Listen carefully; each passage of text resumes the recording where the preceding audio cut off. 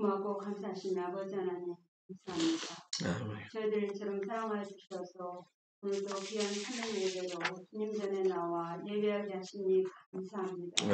저희들의 찬양을 받아주시옵고 저희들의 기도를 들어주셔서 하나님 앞에 기쁨으로 드리는 귀한 한 시간 되게 하나님 축복해 주시옵소서. 아멘. 저희들 부족하고 연약하지만 하나님 저희들을 십자가에 죽기까지 사랑하시어 저희들을 축하해 주시옵고 자녀로 삼아 주셨사니 정말로 자녀답게 주님의 자녀답게 날마다 주님 아버지 기쁨으로 나아갈 수 있도록 하나님 축복해 주시옵기를 간절히 기도하고 주님 오나옵나이다.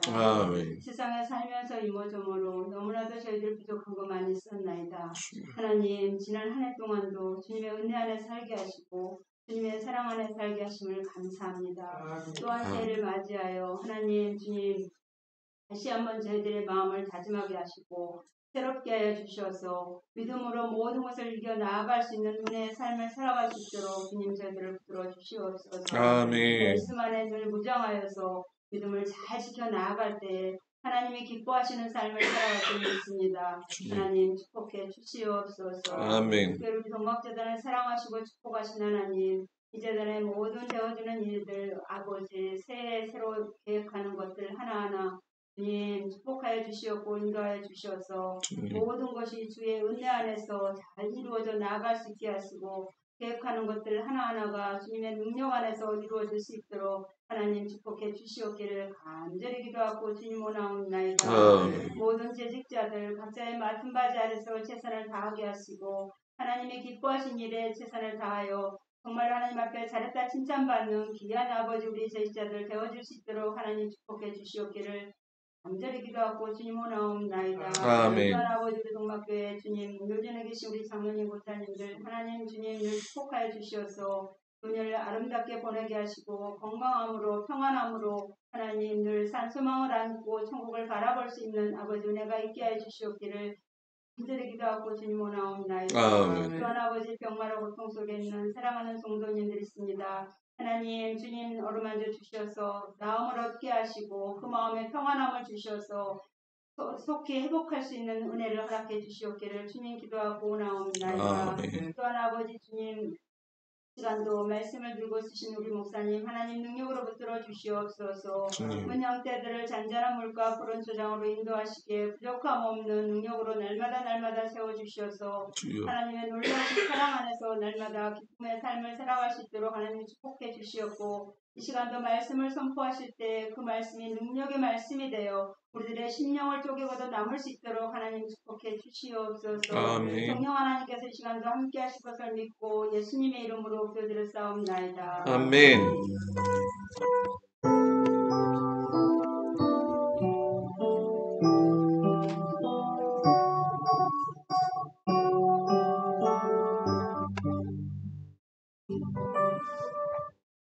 하나님 말씀 보도록 합니다. 마태복음 4장 23절에서 25절까지 말씀 보도록 합니다.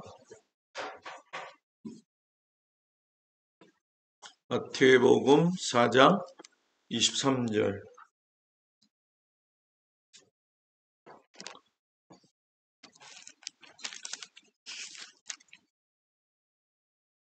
찾으셨나요?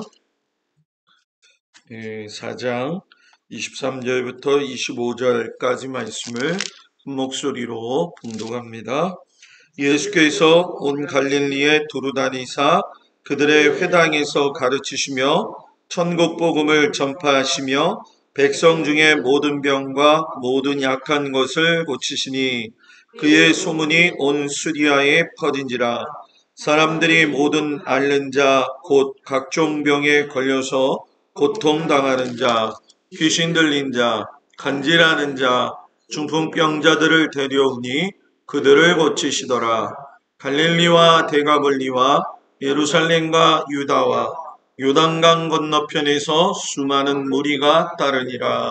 아멘. 기도합니다. 은혜로우신 아버지 하나님, 예수님의 공생의 기간을 말씀을 통해서 우리가 배우고 있습니다. 하나님께서 인도하셔서 2년여에 걸쳐가지고 성경을 전체적으로 훑어보고 있습니다. 뼈대가 잘 갖추어져서 우리 신앙에 큰 도움이 되도록 아버지 성도들을 가르치시고 깨우치시고 알게 하여 주옵소서. 감사하며 예수님 이름으로 기도합니다. 아멘. 할렐루야. 우리 옆 사람하고 인사합니다. 3일 동안 잘 계셨습니까? 네. 오늘 저녁 주님 앞에 온 성도들 주의 이름으로 축복합니다. 날씨가 많이 풀렸죠. 네. 처녀 마음 같아요. 산들산들 막 이랬다 저랬다 해가지고 감기도 다 한 텀 지나가신 것 같아서 감사하고 고생들 많이 하셨습니다.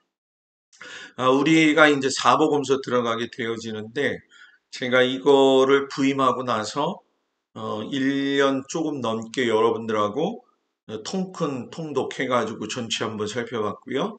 지금 이제 3년차 가면서 여러분들하고 좀 더 이제 깊숙하게 들어갔죠. 이제 이것이 언제 맞춰질지 모르겠지만 제가 볼 때는 한 3월 초 정도면 되지 않을까. 더 되면 모르겠어요. 그러나 좀 마무리가 되면 여러분들한테 신앙 성장에 도움이 되어지기를 주의 이름으로 축복을 드립니다. 이게 기본이 돼 있어야지 앞걸음을 걸어서 나갈 수가 있어요. 그래서 모든 걸 그냥 설교하는 게 아니라 순차적으로 여러분들이 알 수 있는 것들을 알게 해가지고 나아간다 생각하시고 오랫동안 교회 다녔어도 기본 기초 다지기 한다 생각하시기를 바랍니다. 오늘 우리가 읽은 말씀은 예수님이 이 땅에 오셔가지고 세 가지의 중점 사역이 뭐냐 이거를 설명하신 이야기예요. 마태복음 4장 23절과 마태복음 9장 35절 36절 말씀이 상이하게 똑같은 말씀입니다. 35절 36절 9장의 것을 보게 되면 지금 우리가 4장 23절 읽었지만은 예수님께서 우리 4장에서는 갈릴리에 돌아다니셨다 이렇게 얘기를 하잖아요. 9장에서는 모든 도시와 마을에 두루 다니사 그들의 회당에서 가르치시며 예수님의 첫 번째 사역은 티칭하는 거, 가르치는 거를 아주 잘 하셨다라는 거예요. 큰딸이 전화가 왔어요. 요즘 이제 그 학원에서 어, 그 입시를 갖다가 하기 위해서 지금 특강을 하고 있는데 서울에 아주 좋은 대학교를 나오신 선생님이 이제 아마 들어오신 것 같아요. 그래가지고 이제 배우는 과정에 있는데 저한테 그런 얘기를 하더라고요. 아빠, 학교를 좋은데 나오더라도 티칭이 안 되면 어떻게 해야 되는 것이요? 이렇게 얘기하더라고요. 그래서 제가 그랬죠. 티칭은 그 사람의 달란트다. 그렇기 때문에 티칭을 못한다고 생각하지 말고 잘 가르쳐 봐라. 그랬더니 답답해서 오늘 보조 선생님 더 달라고 얘기했어. 이러더라고요. 예수님은 정말 잘 가르치시는 분이에요. 어떻게 정말 잘 가르치시느냐? 조그만 비유 하나를 갖다 들어가지고 그 비유를 나이 든 사람부터 어린애까지 다 알아들을 수 있도록 하셨고요. 그리고 그 비유 속에 있는 내용들을 보게 되면 돈 있는 자가 됐든 돈 없는 자가 됐든 아주 시기적절하게 말씀을 잘 하셔가지고 듣는 이로 하여금 깨닫게 하셨어요. 근데 희한하죠. 머리가 똑똑하다고 했던 바리새인과 대제사장들은 전혀 못 알아듣더라고요. 그게 좀 안타까운데 이 가르치시는 티칭에서의 중요한 거는 가르치는 것도 중요하지만 가르침을 받는 우리의 심령 상태도 매우 중요합니다. 그래서 저는 우리 성도들이 하나님의 말씀을 들을 때에 여러분들한테 제가 몇 번 이제 앞으로 강조하겠지만 하나님이 여러분들과 저의 모든 것들을 컨트롤 하실 수 있지만 한 가지는 못 컨트롤 한다고 그랬죠? 뭐죠? 마음이라고 얘기했어요. 마음이 열려야 하나님의 말씀이 들어가고 그 들어간 그 자리에서 열매가 맺어져요. 그래서 항상 예배 시간에는 마음은 열린 사람들이 되기를 축복합니다. 근데 그거 아세요? 여러분들이 이 자리에 와서 설교를 하잖아요. 저하고 똑같이. 마음이 열려 있는지 안 열려 있는지 보일까요? 안 보일까요? 기똥차게 보여요. 기똥차게 보여요. 그래서 말씀을 쏙쏙 받아먹고 있구나.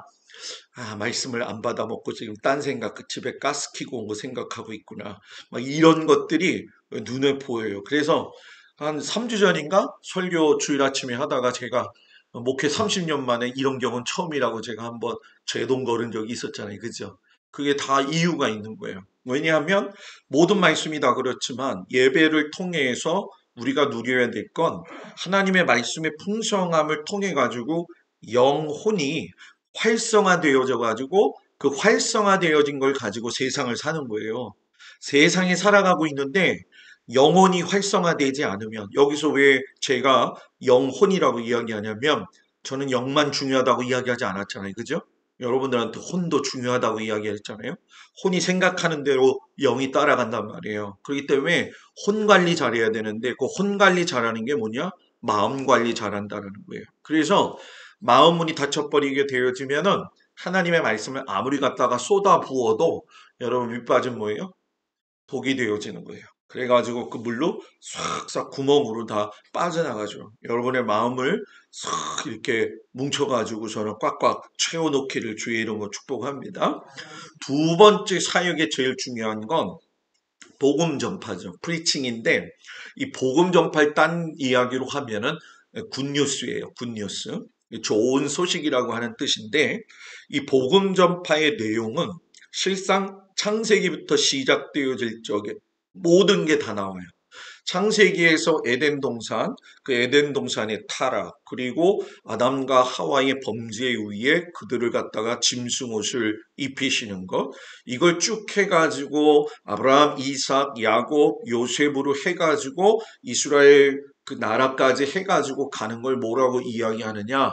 하나님의 구속사라고 이야기를 해요. 그 구속사에 대해서는 제가 한번 지금 기도하면서 이 구속사를 다음 주에 해볼까 지금 생각 중에 있는데, 이 구속사는 두 갈래의 길이 항상 있어요. 그렇기 때문에 이 두 갈래의 구속사 길 중에 내가 어떤 길을 선택하느냐에 따라서 내 삶의 열매, 내 삶의 마지막에 삶의 최고의 결론의 모습이 다 달라지죠. 그리고 무엇보다도 하나님 나라에 갔을 때의 그 열매와 상급은 달라진다라는 거예요. 그래서 저는 우리 성도들이 잠시 잠깐의 인생을 살면서 이 여기서 누리는 거에 집중하는 것도 중요하지만 하늘을 좀 먼저 봤으면 좋겠다.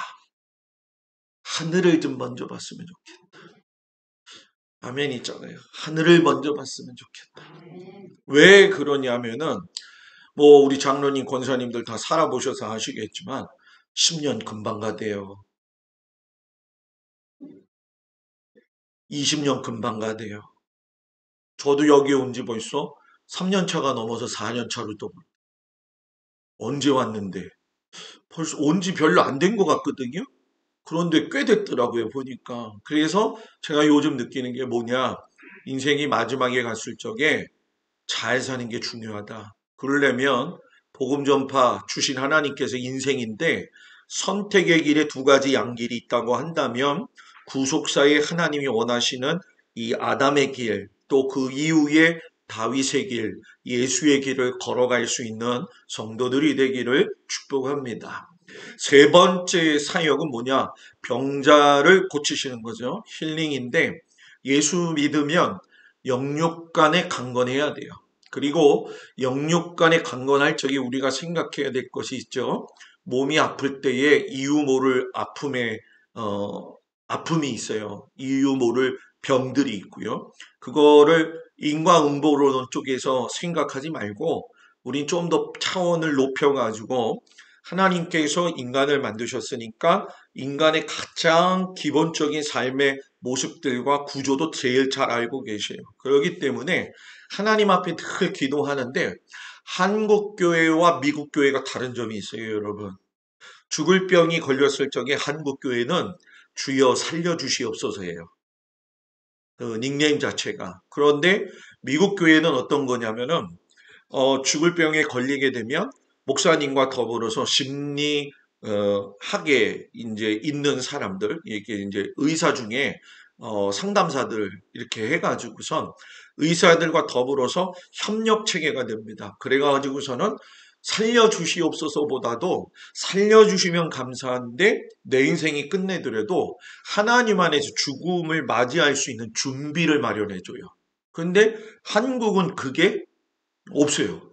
준비를 맞이할 수 있는 시간을 만들어줘야 되는데 살겠다고 노력만 하다가 그냥 인생이 정처 없이 끝나는 경우가 있고 안타까운 거죠. 그럼 왜 미국 사람들은 그 부분에 대해서 신경을 쓰느냐 하면 그들은 그 치유가 육체적 전인 치유, 육체적 치유와 전인 치유를 갖다가 하면서 이 땅에서의 소망도 중요하지만 어디에다가 소망을 두느냐? 하나님 나라의 소망을 둬요. 그렇기 때문에 이 미국 사람들은 죽음에 대해서 굉장히 열려진 생각을 가지고 있어요. 근데 우리는 열려진 생각이 없어요.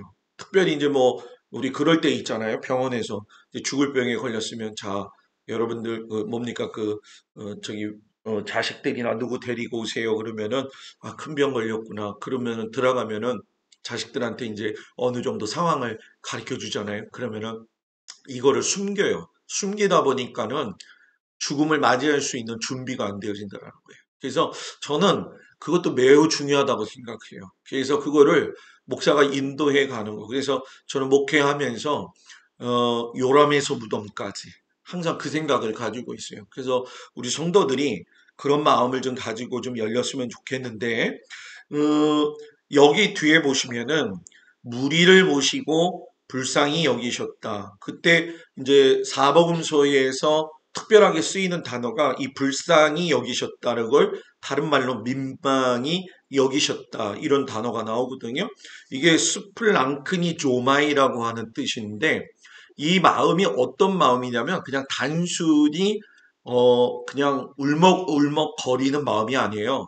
예수님이 우리를 볼 때에 창자가 끊어지는 마음으로 바라보셨다. 이거를 제가 옆에다가 뭐라고 썼어요? 환장하겠네. 이런 마음으로 예수님이 우리를 바라보신다는 거예요. 그러니까 우리 성도들이 잊지 말아야 될 게 뭐냐면 내가 어떤 상황에 있다 할지라도 주님은 그냥 방관하시는 게 아니라 뭐가 끊어지는 마음? 창자가 끊어지는 마음으로 우리를 바라보고 계시다는 거예요. 이 사실에 대해서 여러분들이 위로받고 힘없기를 축복합니다. 그때에 이런 3대 사역을 하면 예수님의 특징적인 게 뭐였느냐? 한적한 곳에 가셔서 따로 기도하시더니 새벽 미명까지 기도하시더라. 새벽 기도가 좋은 것 같아요? 안 좋은 것 같아요? 이게 또 우물쭈물하기 시작하는 새벽 기도가 좋은 것 같아요? 안 좋은 것 같아요? 근데 왜 안 나와요? 네? 새벽 기도는 전 세계적으로 우리나라밖에 없어요. 그런데 새벽 기도가 뭐 어떤 사람들은 우리나라의 유교적 전통이나 토테미즘에서 왔다 이렇게 표현을 하지만은 성경에도 보면 예수님이 새벽 미명에 기도 많이 하셨어요. 이슬이 맞으면서까지도 기도하셨어요. 왜 그런가 봤더니 우리는 그런 입장이 있잖아요. 하나님의 신성을 가지신 분인데 뭐 기도를 꼭 굳이 안 해도 하나님이 다 들으시잖아요. 그런데 예수님은 계속 기도하셨다는 거예요. 왜 기도하셨느냐? 하나님의 아들이시지만 하나님의 일을 하려면 하나님께 순종하는 법을 배워야 되는데 순종할 수 있도록 만드는 통로가 어디냐면 기도 생활이라는 거예요. 그 중에서도 제일 중요한 기도 생활이 뭐냐? 새벽 기도라는 거예요. 요즘은 그래도 시대가 좋아져 가지고요. 기도 이렇게 시작하면은 기도 금방 끝나고 여러분들 가잖아요. 그죠? 그죠? 옛날에 여러분 어르신들 기도할 때 한번 생각해 보세요, 여러분. 기도 한번 시작하면 그냥 날이 새는 줄도 모르고 기도하셨어요. 그죠? 근데 요즘은 우리가 참 편해진 것 같아요. 신앙생활을 잘 하니까. 뭐 물론 오래 기도한다는 게 잘 기도한다는 건 아니에요. 그런데 우린 너무 믿음이 좋아가지고 앉아서 기도하면 그러죠. 예수님 전결. 예수님 전결. 근데 제가 말씀드리지만 기도는 하나님의 뜻에 순종하기 위해서 드리는 것인데 여러분 여기 잘 보세요. 내 뜻을 하나님께 맡기고 그것을 이루기 위해 하나님의 능력을 끌어들이는 게 아니라, 소원을 이루고자 하는 도구가 아니라, 내 뜻을, 하나님의 뜻을 알아서 하나님의 뜻에 순종할 수 있도록 해달라는 게 여러분 뭐예요? 기도라는 거예요. 그래서 기도는 많은 말도 필요하겠지만 5가지 법칙이 있는데, 하나님이 우리의 기도를 들으시고 우리를 무엇인가 해주시는 게 아니라 내가 기도를 통해서 내가 해야 할 것들을 하나님께 아뢰도록 하신다라는 거예요. 그래서 배가 고프면 배고픈 사람이 뭐 찾아야 돼요?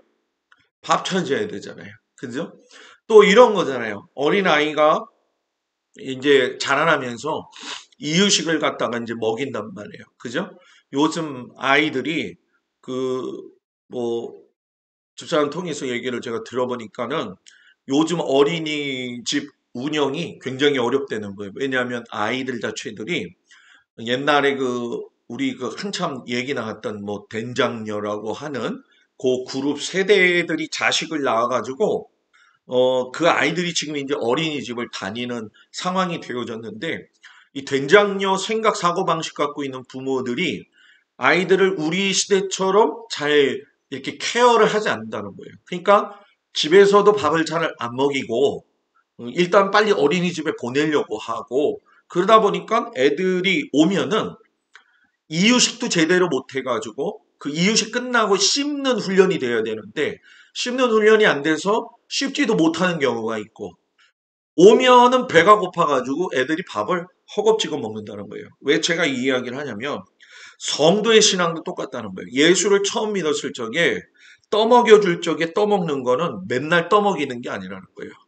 이제 여러분 정도, 우리 교회 정도라고 한다면 신앙이 어느 정도 돼야 되느냐?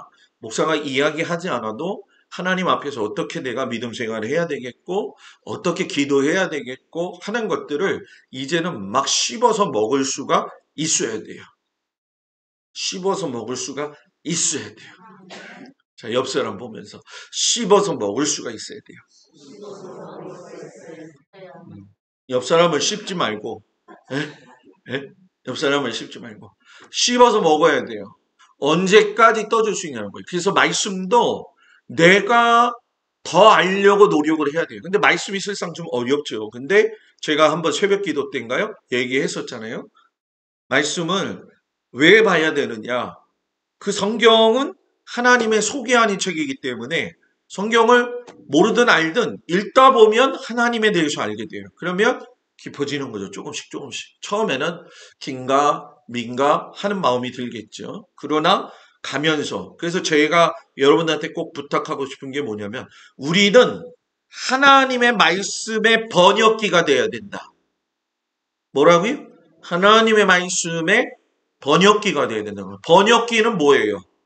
그 뜻을 헤아려 가지고 해석해 주는 거잖아요. 그죠? 그러니까 우리는 성경을 아는 게 중요한 게 아니에요. 성경을 읽으면 하나님의 뜻을 알아서 번역기가 되어져 가지고 그 말씀대로 사는 거예요. 그게 더 중요하다는 거예요. 지식만 가득 차가지고 단추 누르면은 삑 하면서 베드로 12제자 스제자 이런 얘기만 하는 게 중요한 게 아니라는 거예요. 베드로가 어떻게 살았냐? 어떻게 하나님 앞에서 그가 순교했느냐? 이런 것들에 대해서 고민하고 그래야 되지. 성경 지명을 너무 잘한다고 해가지고 그 성경 지식이 그 사람을 갖다가 신앙을 깊게 하는 건 여러분 뭐예요? 아니라는 거예요. 그래서 여러분 뭐예요? 씹어먹고 계속 묵상하고 필사하고. 필사 얼마나 좋아요. 그죠? 필사 얼마나 좋아요. 그죠? 저는 창세기 다 썼어요. 예, 창세기 다 썼어요. 하도 밀려있던 건데. 근데 저도 해보면서 제가 느끼지만 제가 모범을 보여야 되기 때문에 하기도 하지만 개인적으로 여러분들이 물론 필사도 해보셨고 지금도 하고 계시고 또 해보신 분들도 계실 거예요. 찬찬히 읽으십시오. 찬찬히 쓰십시오. 그냥 도깨비 휙 지나간 것처럼 그냥 후다닥닥 쓰지 말고, 그래서 거기서 여러분 뭐예요? 내 걸로 만들라는 거예요, 여러분. 물론 열심히 쓰시는 분들은 또 잘 쓰시고 계십니다. 목사님이 또 이런 말 한다고 또 삐지면 안 돼요. 아셨죠? 기도는 상황을 바꾸는 게 아니라 누구를 바꾼다? 사람을 바꾼다. 다른 말로 이야기하면 환경은 변하지 않아요. 그러나 기도는 그 환경 속에 있는 사람을 바꾸어 버린다는 거예요. 예수님이 그러셨잖아요. 많은 바리새인과 제사장들이 공격하는 그 상황은 바뀌지 않았어요, 끝까지. 그러나 예수님이 바뀌시면서 예수님이 그 일을 행하신다고 했을 때 그 일은 이루어졌다는 거예요. 기도는 도피가 아니라 정복이라는 거예요. 쉽게 설명하면 기도를 깊숙이 해야 된다고 산속에 들어가가지고 둥굴 파가지고 그 속에 들어가서 기도만 하는 건 중요하지 않아요. 수도사 생활이 좋다고 이야기를 하지만 수도사 이제 터키, 튀르키에 가면은 이제 여러분 그 뭡니까 안반석이죠. 거기가 석회석이기 때문에 사람이 이렇게 손으로 파도 파져요, 굴이. 그러면 어느 이렇게 굴에 가게 되면은 사람 높이 올라갈 수가 없는 굴이 있어요. 근데 그 전설 이야기를 들어보니까 어떤 사람이 수도사가 돼가지고 거기에 들어갔는데 죽을 때까지 안 나오는 거예요. 그럼 누가 고생하냐면 제자들이 맨날 밥 갖다 주고 그러니까 너무 힘들었다는 거예요. 그러니까 도피로서의 물론 이제 수도사의 뭐 여러 가지 의미는 있겠죠. 그러나 세상을 등지고 옛날에 다미 선교회가 했을 적에 그들이 이야기하는 게 뭐예요? 그들은 자기가 예수님이 신랑으로 오시니까는 예수님 맞아야 된다 그래가지고 하얀 뭡니까 그 한복 입고서는 기다렸잖아요. 얼마나 못됐어요. 자기들만 가려고. 저는 그게 굉장히 그때 충격이었어요. 얼마나 자기들만 가려고 저렇게 발버둥을 칠까. 그러니까 우리의 신앙은 사회 속에 살면서 그 속에서 계속 변화를 주도해 갈 수 있어야 돼요. 그러니까 내가 변하지 않으면 변하는 주도를 할 수가 없다라는 거예요. 기도는 말하는 게 아니라 뭐라고요? 듣는 거다. 듣는 거. 말을 많이 해서 기도를 이야기하는 게 아니라 하나님이 뭘 말씀하시는지 들어야 돼요. 뭐 예를 들어서 내가 어떤 문제에 대해서 하나님 앞에 이 문제를 놓고 기도할 적에 하나님 내 상황이 이렇습니다. 그리고 하나님 말씀하십시오. 이 훈련이 이제 그러죠. 아, 목사님 지금 말하는 것도 어려운데 뭘 듣는 것까지 하라고 합니까? 기도시키면 지금도 벌벌벌벌 손이 떨려가지고 기도도 제대로 못하고 있는 판인데 목사님 듣기는요. 아무 소리도 안 들리고 그냥 뱃속에서 꼬르륵 소리밖에 안 들립니다. 그런데 해보라는 거예요. 해보라는 거예요. 무작정 해보라는 거예요. 왜? 기도는 뭐기 때문에? 행동이기 때문에. 여러분의 기도의 차원이 높여지기를 축복합니다. 사복음서 그 다음에 이야기는 이제 마태, 세리, 레이를 부르시는 거죠.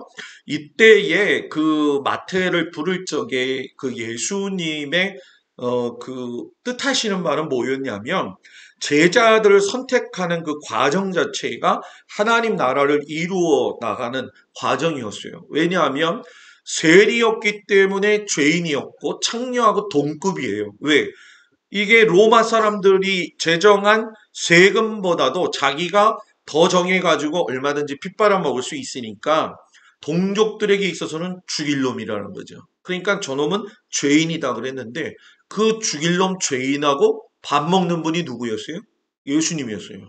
그러니까 우리가 미워하는 놈하고 제일 밥 먹는 놈이 누구예요? 예수님이에요. 그랬다는 거예요. 그러니까 이게 이해가 안 되는 거죠. 그런데 그게 하나님 나라를 이루어가는 거였다는 거예요. 이들뿐만이 아니잖아요. 그죠? 뭐 혈루병 앓은 여자 분명히 그리고 소경 바디메오. 그 당시의 사고방식은 사람이 큰 병이 걸린다. 예를 들어 뭐 중풍병이 걸린다. 눈이 보이지 않는다. 이 얘기는 무슨 얘기냐면 하나님 앞에 뭔가 큰 죄를 범했기 때문에 저런 결과가 왔다. 이런 사고방식이었어요. 그러니까 병든 사람은 부정한 사람이라는 거예요. 그런데 그 부정한 사람들한테 찾아가셔가지고 그들을 품으셨고 심지어는 여러분 뭐예요? 고쳐버리셨다라는 거예요. 그게 하나님 나라는 거죠. 그러니까 그것이 새로운 가치관을 갖는 거예요. 그때 이제 예수님이 이런 말을 했죠. 새 포도주는 새 부대에 넣어야 된다. 이 얘기는 여러분 뭡니까? 그 당시에 이제 낡은 포도주 이제 부대는 여러분 이제 이 발효가 되면서 터질 수가 있는 상황들이었거든요. 그러니까 너희들이 하나님 나라에 대한 합당한 가치관을 살궈야 되는데 새 것이 되라는 얘기는 뭐냐?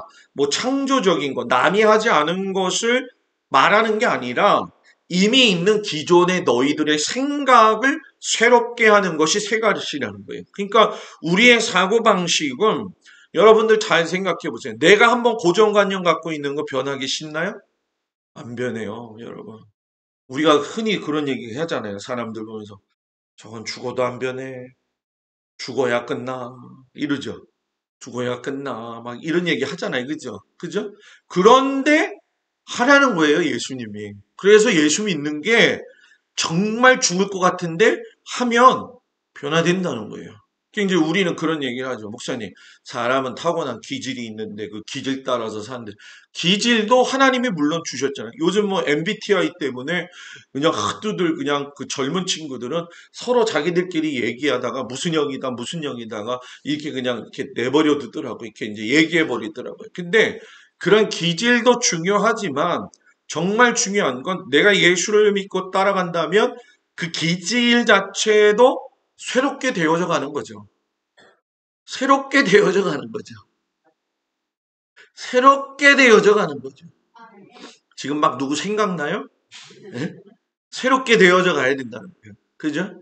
목사님, 안 됩니다. 그거는 뭐 죽어야 끝납니다. 예, 맞아요. 죽어야 끝나는 문제들도 있더라고요. 여러분, 저기 뭡니까? 그 가룟 유다도 보십시오. 그죠?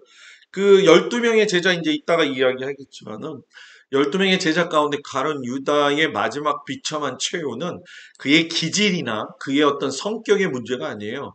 그 사람은 그 영혼 자체가 여러분 뭡니까? 사단의 유혹 가운데 넘어갔기 때문에 이미 돌리기엔 너무나 앞질러 가버린 거죠. 그러니까 순간의 감정, 순간의 유혹을 참는 훈련도 해야 된다. 사람은 좀 화가 날 때도 그걸 좀 가라앉힐 필요가 있고 뭔가 한 말 할 적에도 또 한 번 쉬었다가 해봐야 될 필요가 있고 저도 뭐 이제 매번 훈련하는 얘기지만 그런 것들이 하나하나 쌓이게다 보면은 조금씩 변화간다는 거죠. 요거 들었으니까 요거 땜질하고 요거 때리고 땜질하고 이런 신앙이 아니라는 거예요. 그래서 사복음서에 보면 이제 38년 된 병자가 있었죠. 베데스다 연못가에 있었던 사람인데 이 사람이 이 베데스다 연못을 여러분들이 잘 아시는 것처럼 천사가 내려와 가지고 물을 한번 독일 적에 제일 먼저 들어가는 사람은 병이 낫는다고 했었잖아요. 근데 이 사람이 거기서 38년을 있었는데 그 38년의 세월 속에 처음 나타난 게 뭐냐? 병을 낫고자 하는 마음조차 무디어졌다는 거예요. 너무나 긴 세월 가운데 있으니까. 그러니까 우리도 긴 세월 가운데 여러분 병 가운데 있으면은 장사가 없다고 이야기를 하잖아요. 그러니까 이 사람 마음도 무너졌는데 이 무너진 마음속에 뭐가 있냐? 소원이 있죠. 난 한번 물에도 이게 이게 좀 뭐라고 했을까요? 그냥 이렇게 입에서 그냥 투정 부리듯이 아니면 그냥 횡설수설하듯이 그렇게 했을 거라는 거예요. 그러니까 어떤 변화가 있으면 거기에 대해서 내가 가야 되겠다라고 하는 그 무능력, 영적인 어떤 무기력증. 그 성도의 삶에서 제일 중요한 게 뭐냐? 무기력이 있으면 안 돼요. 영적 무기력. 이걸 번아웃이라고도 이야기할 수가 있고 복음을 받아들일 적에 영적인 무기력이 있으면 절대로 여러분 하나님이 역사하지 않아요. 마음은 여세요. 그 이야기를 하는 이유가 뭐냐 하면 무기력한 사람에게 복음이 들어가면 복음이 들어가야 되는데 그걸 자꾸 막는다는 거예요. 그래서 우리는 여러분 신앙도요. 역동적이 되어야 될 필요가 있어요. 내가 그걸 감당할 수 있다. 내가 사모해야 되고. 여러분 혈류병 앓은 여자가 가까이 가가지고 예수님 옷자락에 손을 터치를 했잖아요. 이거 뭐 별거 아니에요. 아무것도. 여러분 생각해 보세요. 막 사람들이 있는데 여러분들이 가가지고 예수님의 손을 이렇게 탁 터치하고 가는데 누가 우리가 지나갈 적에 이렇게 탁 치고 지나가면 뭐 그러려니 하고 나가잖아요. 근데 예수님은 이 터치하는 걸 벌써 이미 알고 계시는 거예요.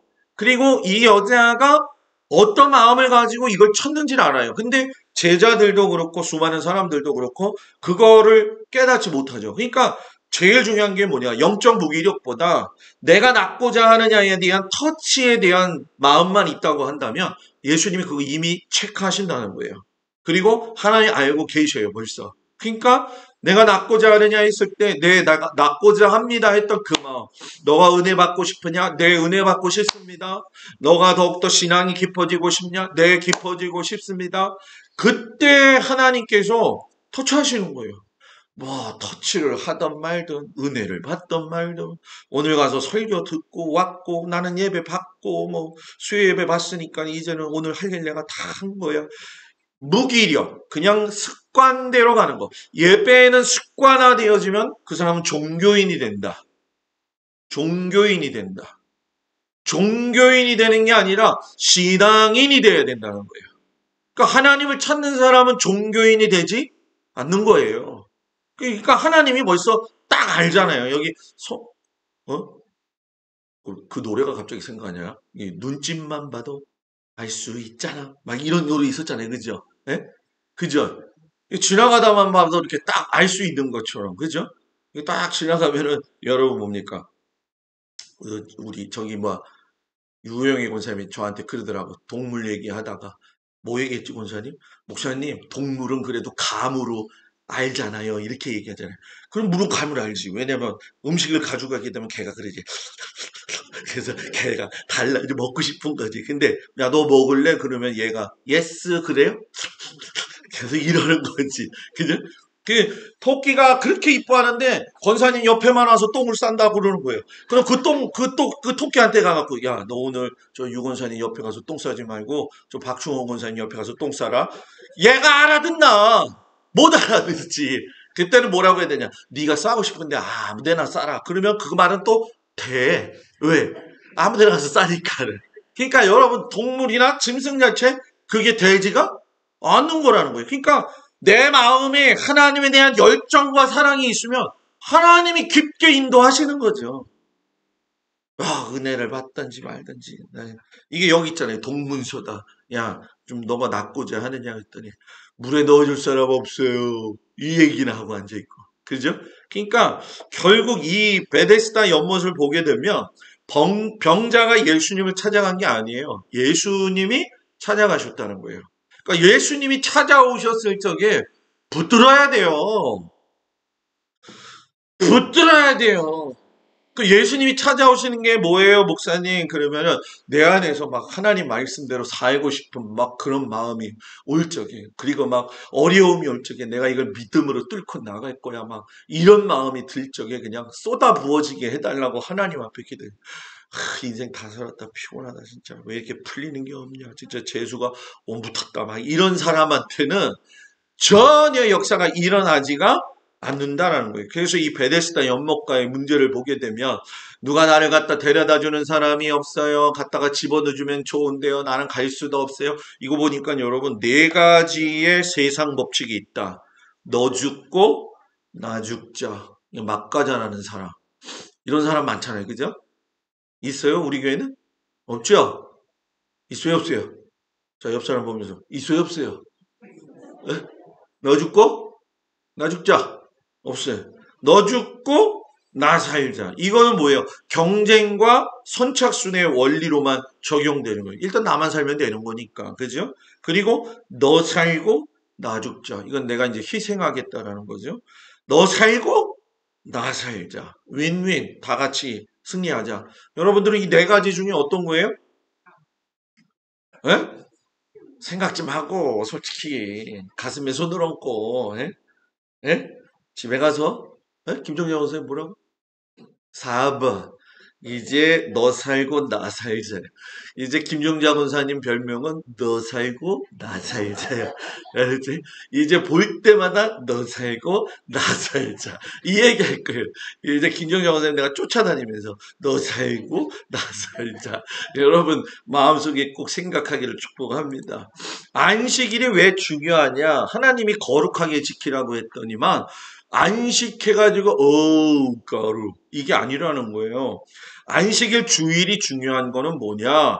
하나님의 창조 질서 가운데서 영적인 것과 육적인 것의 재충전이에요. 그래서 주일 설교가 왜 중요하냐면 일주일을 살아갈 수 있는 걸 공급받는 거예요. 새벽 예배는 그날 하루 살아갈 거를 여러분 뭐예요? 공급받는 거예요. 여러분 내일이 있을 것 같다고 착각하지만은 실상 내일은 없어요. 오늘 살림만 가지고 사는 거예요. 우리는 오늘 사는 은혜로만 사는 거예요. 내일은 하나님이 뭐예요? 주셔야지만이 살 수가 있는 거예요. 그러니까 새벽 예배 제가 설교 말씀 딱 하기 전에 기도하잖아요. 하나님 오늘도 말씀으로 하루를 시작하게 하시니 너무너무 뭐예요? 감사합니다. 그게 왜 그러냐는 거예요.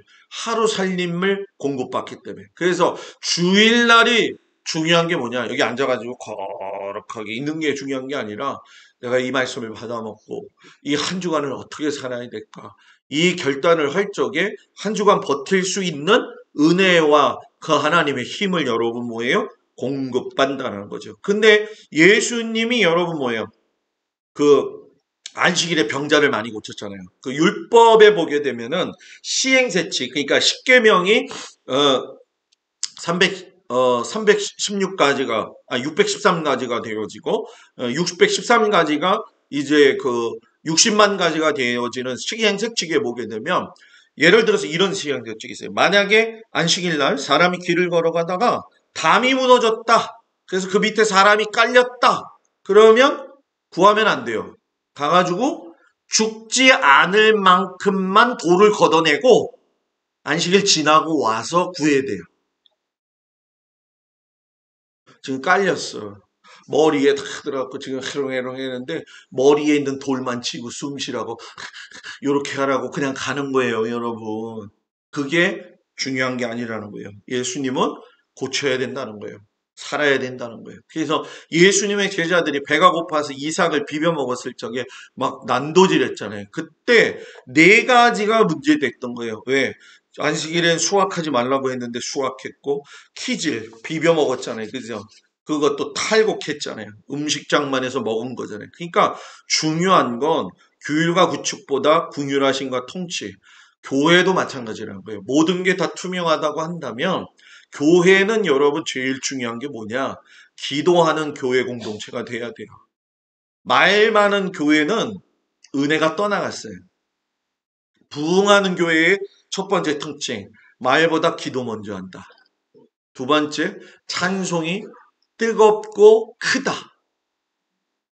부흥하는 교회 가면, 부흥하는 교회.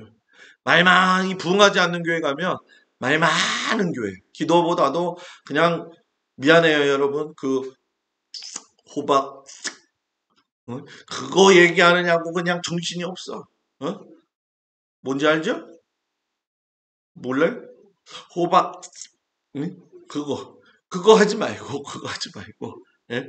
그거 정말 하나님 기뻐하시잖아요. 그게 남이 흉보는 거잖아요. 그죠? 그렇게 하지 말고 기도하라는 거예요. 그리고 찬송하는 소리가 커야 돼. 교회는 하여튼 간에 그냥 뭐 그 뭐라고 해야 될까요? 음이 안 맞아도 좋아.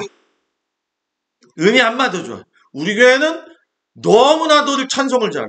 왜냐면 다음이 안 맞아도 열심히 불러. 그래서 너무 좋아. 아주 좋아. 예?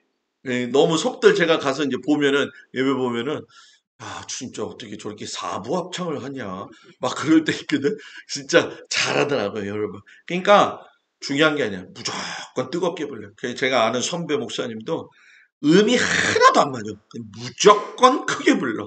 무조건 크게 불러. 근데 가다가 보면 그 음이 맞는 것 같아.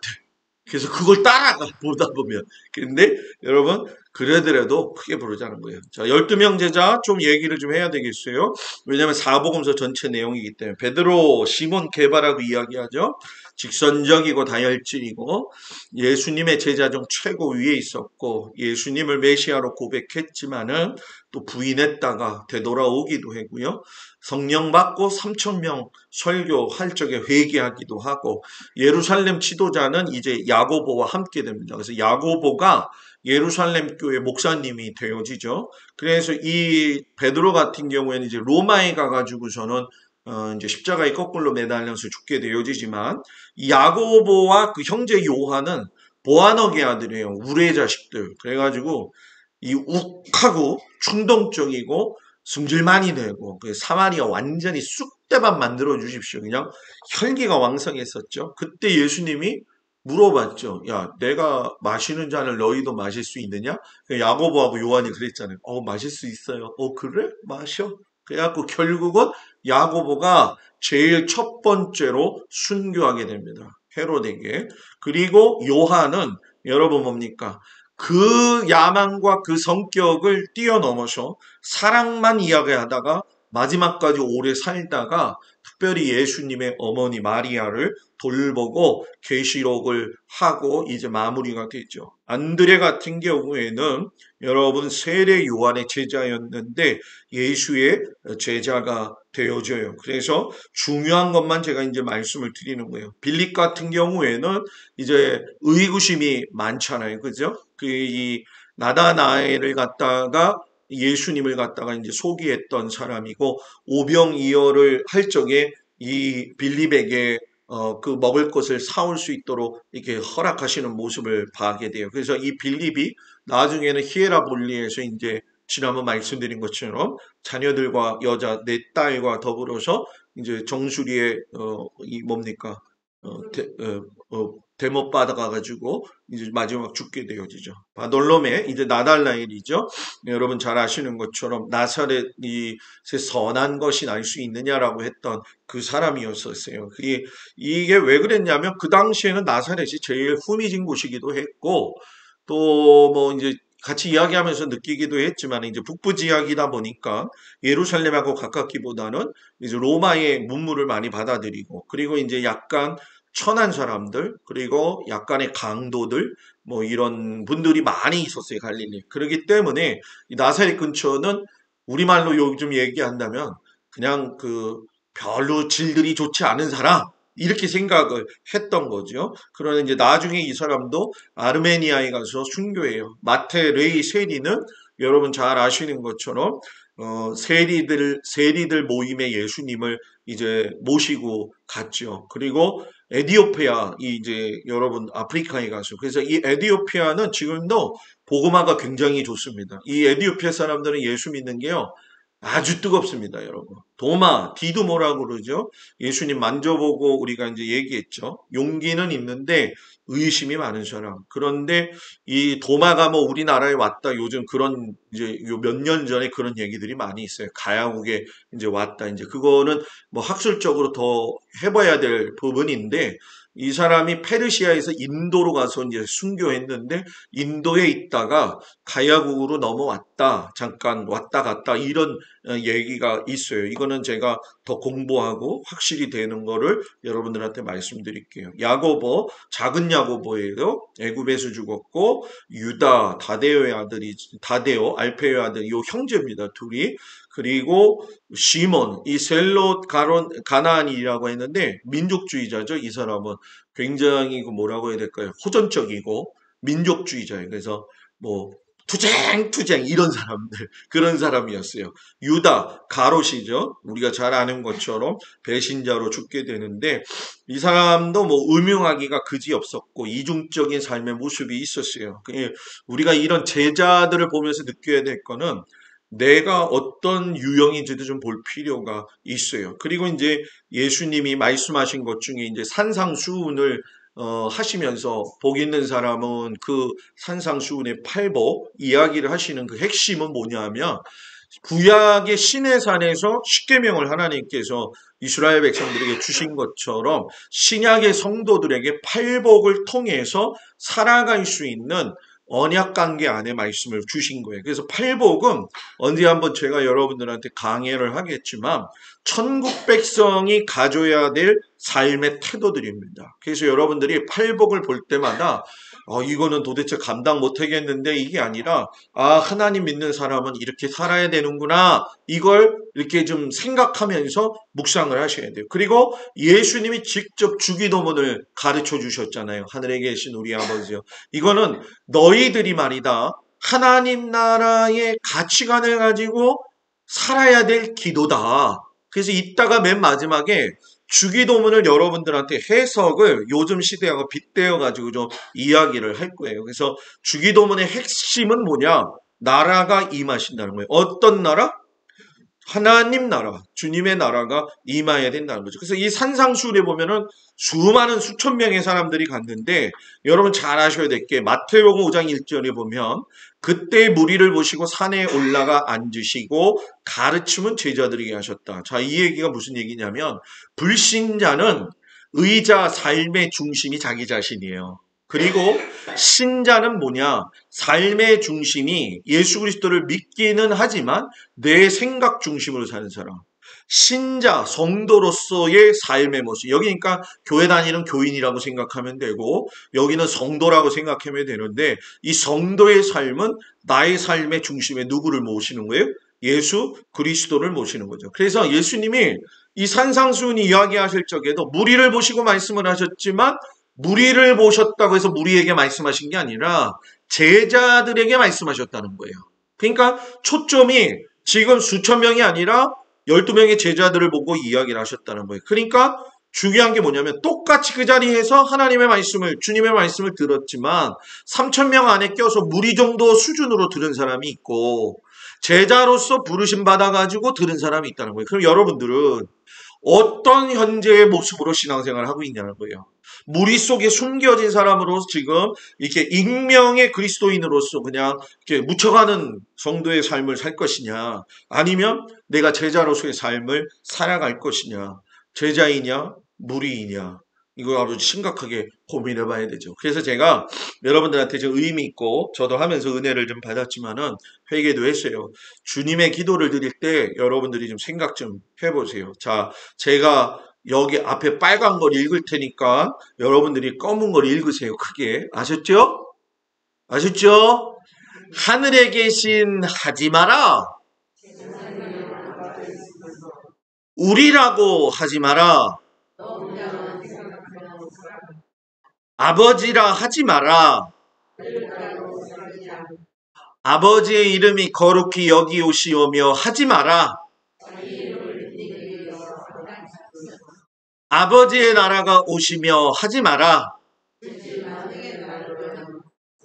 좀 크게 보세요. 아버지의 뜻이 하늘에서와 같이 땅에서도 이루어지소서 하지 마라.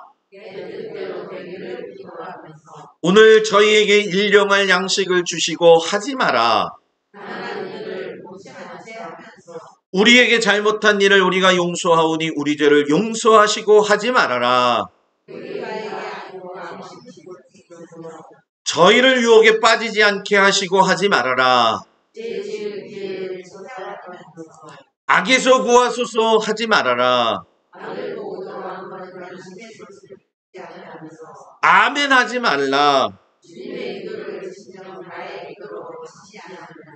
아멘.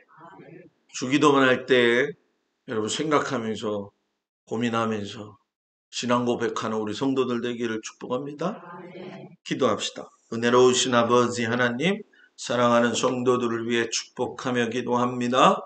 하나님께서 주신 인생 가운데 믿음으로 살아가기에 부족함이 없도록 예수 그리스도의 삶을 쫓아가는 믿음의 백성들 되게 하여 주옵소서. 예수님 이름으로 기도합니다. 아멘.